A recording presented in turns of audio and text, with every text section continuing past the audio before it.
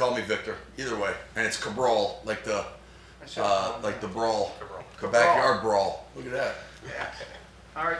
Questions, Greg? So, Vic, start with, I mean, a month, 2 months, I don't even know how, it's not been long. So the adjustment here, and you mentioned Power 5, but does it feel different? Yeah, I tell you what, the greatest profession in the world is coaching. You know, at any level. It was January 18th when I got the nod up here, and it was an unbelievable blessing to be a part of Coach Brown's staff and the vision that he has been able to establish over the last few years. Yeah, you know, the kids are all the same. I know at times it gets kind of crazy in the world of college athletics, but at the end of the day, these guys just want to help win. They want to win, and they want to make West Virginia proud. And for us coaches, we got to make sure we're continuing to raise that bar for them. So it's been awesome. It's been so great, and looking forward to getting my family up here too. So I know that Jordan has said similar systems that you've worked in the past. Has there been a learning curve for you as to what you're supposed to teach? Yeah, there is a little bit of a learning curve. I come from a 3-4 system last about 6-7 years, and there's some nuances. You know what I tell people? It's not exactly learning Chinese. It's just learning new dialect, and so there's some new terms. Some new things that we're asking our Spurs to do that I hadn't done in the past as much. But these guys that I got, the leadership of Tyron Bradley has been awesome, and newcomer Ty French has been great, and Braden Dudley has been right there, and we even got a mid-year freshman in Obi, and he's drinking out of a fire hose like I am right now. But he's doing a great job. So it's been great. And we're just trying to establish the relationships and cultivating what West Virginia's been able to do in the past from last year and just continue to build towards that. So it was a great day today. What about this job attracted you to it? I said it earlier. I mean, Coach Brown is I've known those guys for a long time, since their days at Troy. When I was at Samford, we used to go down there and visit with them. We used to work camps together. And I've always respected what Coach Leslie and Coach Brown and Coach Moore, the O-line coach. I just thought the world of them. Now we played against each other at Georgia Southern. I'd rather not say the record of that, so the fans out there can look that up. We did get one of them, so that was good. But the vision of this program and what it means to this state, and just the position that we're in here to continue the climb, and I hate to use a coaching cliche, but if you're out there that practice, you know the energy and you know the message that coach is giving. And these guys that we're playing, that are playing, I mean, they're a lot of fun to be around. They put a lot of work and time into it, and so they're just all trying to do their best. Coach, how much were the Mountaineers just on your radar from afar? I know you're coaching your team and focused on your team, but obviously last year here, yep, big turnaround from the year before. Yep. But around the country, people were kind of down on the program. Were you surprised? Were you expecting it? You knew the coaches? No, I was not surprised at all. Look, and again, I've been in this business for 17 years, I think, and I'm about people. And going back to Coach Leslie, me and him have always been really, really good, like really good friends first. So we would always check up on us. I'm always going to find out how my past guys that I respect and care about, how they're doing week to week. So, but yeah, I was always following, and heck, West Virginia has always been since I was in high school. One of my teammates in high school, Pat Liebig, actually played for West Virginia, and he was a little bit younger than me. I think he was a sophomore and I was a senior. I was glad I was getting out of there because he was really good. I didn't want to lose my spot. Buy a car from him? No, I don't. I think he's a Kia. I don't drive Kias. I don't know if they're a sponsor or not. If they are, I apologize. But. I think people here that you came from a 3-4 that's obviously got two outside linebackers. Here, there's the same, but it's a kind of a different scheme with the bandit doing the hybrid stuff and those things. Yep. So how much has that changed the techniques that you work with on them, or is that just mostly, hey, breeding the ball in after the snap? What are the differences? Yeah, there's a technique difference in both the spur, which is the position on the boundary side, and the spear, which is the position on the field side. The great thing about this defense and how Coach Leslie's been molding it with Coach Shadon, it's really a hybrid of a lot of different concepts and being able to get the best 11 guys on the field. So yes, and the great thing about this is the terminology does carry over from call to call. So there will be some times where you can put a certain player that's used to playing a spur and put him to the field, and the responsibilities are still the same. So it's a very fluid defense, and it really helps when you have some guys out there like Big Ham, who's been making some plays, and Trotter's been doing a great job. It's just those guys are flying around. The ball is the issue, and it doesn't matter what scheme you're running. If you can tackle well and get the ball back to the offense or let them go do their thing, life will be good up here. Bigger challenge to avoid confusion. I mean, with a lot of flexibility, it seems like could come a little bit of, hey, I've got so many different things going on that I might do from one snap to the next. We try to make it as simple as possible for the guys. I think that's the thing that I really respect the most about the coaches that have been here, Coach Leslie, Coach Brown, Coach AJ. They've taken whatever, and the great coaches do this. They take the tough, the difficult, and they make it as simple as possible. It's the old KISS philosophy, right? So for these guys, so they can come in and play fast, play like their hair is on fire. And so there's going to be wires that cross up. The game's never going to be played perfectly. But when it does click and you see that light bulb kind of go off on those guys, it was great. Obi's a high school senior, playing as a mid-year guy. And so today he had a couple 3 plays that was like, oh, okay, he's improving. And that's all it springs about, getting really great at fundamentals and just improving every day. To look at Ty French. We haven't seen him yet, know his background, and he's very successful at Gardner-Webb. So What's he been like? He's been awesome. His body language, his energy, his athleticism, all that stuff is great. But, man, the energy that he brings and his love for football. Trey Lamb is a good buddy of mine who was coaching him at Gardner-Webb and who's now at East Tennessee State. And when I came up here, he called me up and he was congratulating all that stuff. He goes, man, you're going to get a heck of a player with Ty. And also, when I was at App State last year, we played Gardner-Webb, and I was like, oh, that guy's good. Plus, with my South Georgia ties, he's from Colquitt County, which is a perennial powerhouse down in the state of Georgia. So I've known Ty since high school. And I'm happy he's on our side. I really am. He's a heck of a player, and y'all know John Cena. He's kind of built that way. He's in good shape.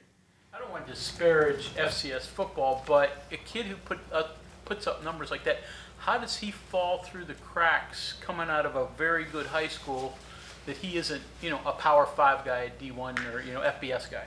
What it is, honestly, it's probably a size thing with him. And he's probably been told for a long time that he's too small or too whatever. And I think that's what really fuels a lot of guys, especially guys like him, that are told, hey, maybe not this time. Oh, hey, come back another time. But when you have as much production as he had at Gardner-Webb, where he set the Big South sack record, that's not – I played FCS football, and I think it's a little bit different now. But that's good. No matter how you slice, that's great. So – he loves football, and he's a great teammate, and he's a good one. He's going to be a fun one to watch. How do you see the linebacker crew leadership-wise mixing together, especially with Reed there now, just for the fact that last year that was the one position that like a Ben Cutter had to step up. They had a lot of injuries, arguably the weakest position in terms of depth. Yep. How do you see that kind of forming so far? How did a guy like Reed fit in? The great thing about leadership is it takes zero talent.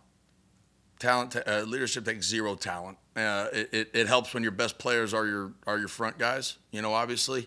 But that's the great thing about this game. It's next man up mentality, and Coach Coons and his staff, who, Coach Coons is one of the most organized, pays attention to detail, such a great teacher. Like, it's awesome to hear him talk to his guys. I'm learning. I'm a sponge with all these guys that are up here. And the adversity that was faced last year, it's carrying over to this year, I hope. It seems like it. And what Coach Joseph does in the weight room, I mean, this offseason I came up here and I was like, holy smokes, this is what you call an offseason workout. And they asked me if I wanted some. I said, no, I'm good. I'm going to stick to this treadmill. But no, this is a really, really fun team to be around. It really is. And I know it's early on in the spring, and we're going to see how it continues to go. But these guys come in, they want to work every day. And playing for West Virginia is important to them. And that's really what you want, especially in today's day and age. Do you get that already on the importance of playing for West Virginia, for the state, for the people? Ren talked a lot about, even talking to Coach DeVries on you go anywhere within 4 or 5 hours, they're going to know who you are. Oh, absolutely. I mean, you know, I think that's no, absolutely not.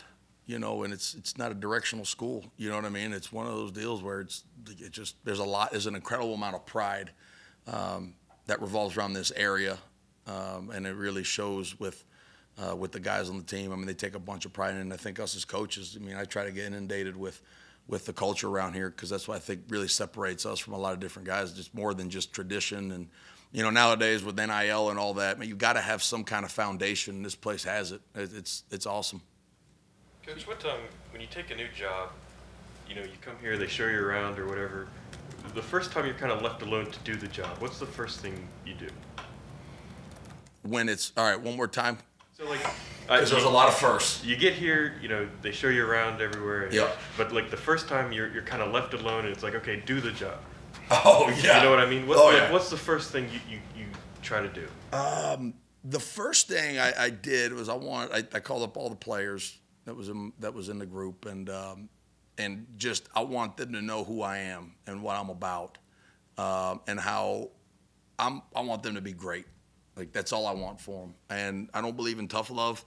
I think love is love, and time is love, and you got to love them up, and that's good and bad and ugly. So I really hadn't had a chance to catch my breath yet, but I knew, you know, in this business, in this profession, it's a people business, and we still have to be, you know, servant-minded for these players. Like, we have to give them everything we got. And so that was really the first thing I did. That was my comfort zone.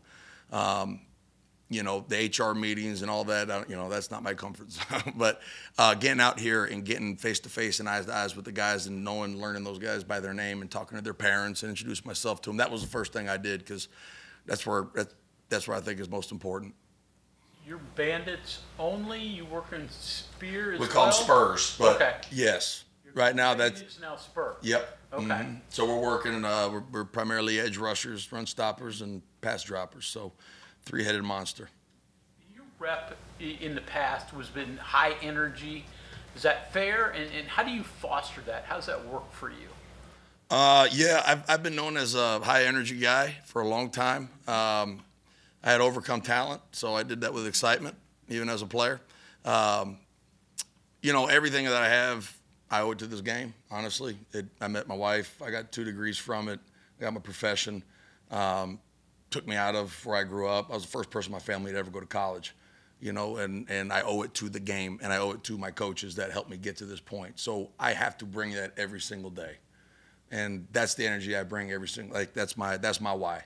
And I love my guys, I love my family and all that stuff. But this game has given me so much, and that's why I come out with as much energy as I can. I'm gonna be wrong a lot of times, and I'll probably say some stuff that I shouldn't say, but it comes from the right place, you know. So, but yeah, everyone's a little different, but that's who I am. They brought you in here to help on the edge rushing. Yes, sir.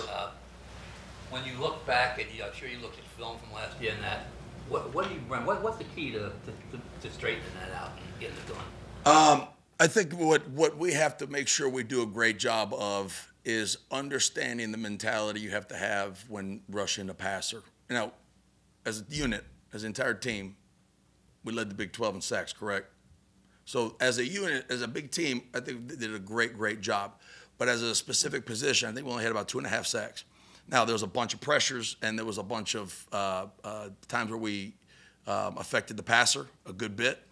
I think pass rushing is patience, and I think these guys have to understand that simple is better, and we just got to get more reps at it. And we got a great offensive line that we get to go against on a regular basis. So the biggest difference is just attacking our edges, making sure we know where we fit, and having a set plan as we attack every team that we go. Did you just say pass rushing is patience? Yes, sir.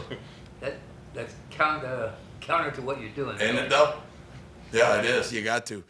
Put it this way: if you look at how many times in a season a guy, quarterbacks throw the ball, and if you as an individual have double-digit sacks, let's say they throw the ball 500 times in a season, you got all those opportunities, and you only have 10 sacks. If you're in the NFL, you're playing the Pro Bowl with double digits. So you have to understand that it's a long-term game.